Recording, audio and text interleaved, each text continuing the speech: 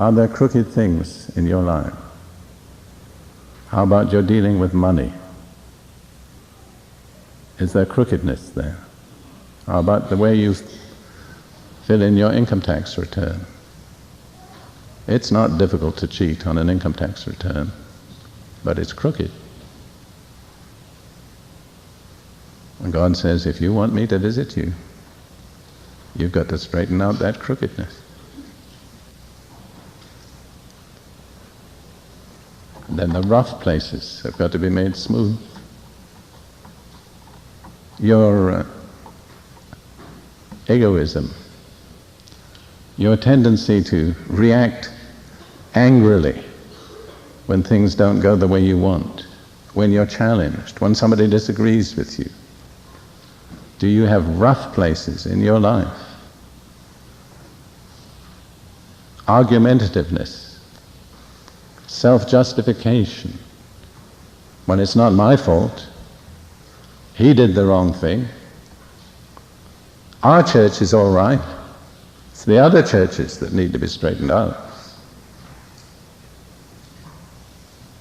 All that, God says, has got to change. I believe God is in the process of changing. I read just before the service a prophecy that was given by Bob Sutton, I think a week or two ago, in which he said to expect trial, tribulation. It's coming. It's come to some people.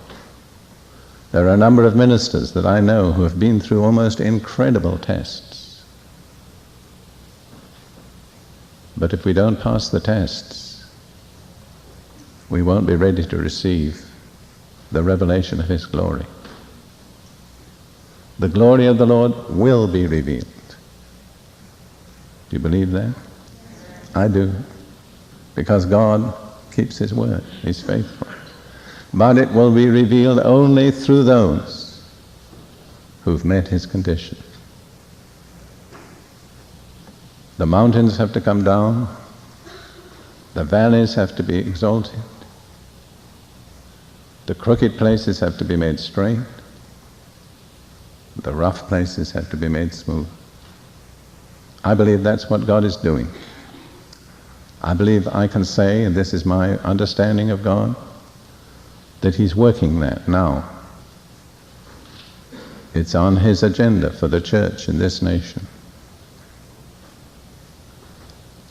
And you and I are going to have to determine whether we'll be channels for His glory or whether we'll be mountains that hold it out.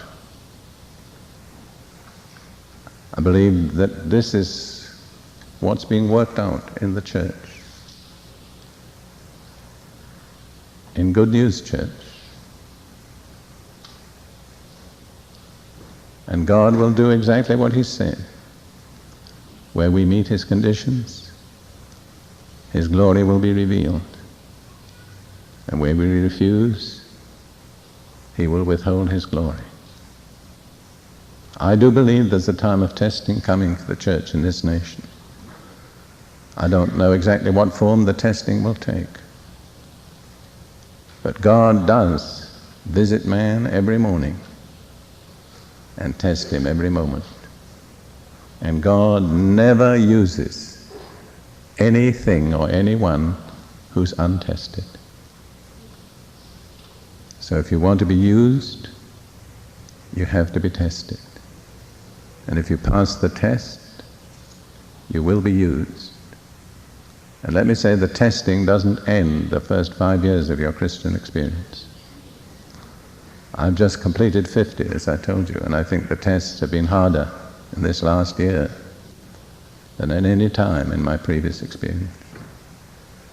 But by the grace of God, I want to say this carefully, I believe I've passed the tests up to this time.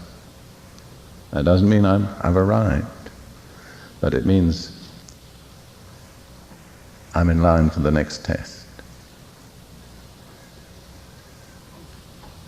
I don't have a plan to finish this message. In a way, I don't want to make it too easy for you. I mean, I could say now, if you really want to pass the test, lift your hand and I'll pray. But I think in a way I'd be fooling you, because it takes more than that. It takes a real inner determination that is not arrived at simply in a moment at the end of a meeting. An inner determination. My own attitude is, Lord, I've been in this way 50 years. I don't want to miss what's coming. I don't want to drop out now. I don't want to lose what I've worked for. I want to be there at the end. So how about you? Why don't we just settle for a few moments of silence? And I invite you just to shut yourself in with the Lord in the light of what I've been saying,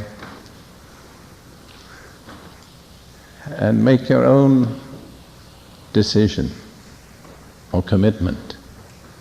Or if you're not able to make a decision, then ask God, help me to make the decision. Bring me to the place where I can make the right decision.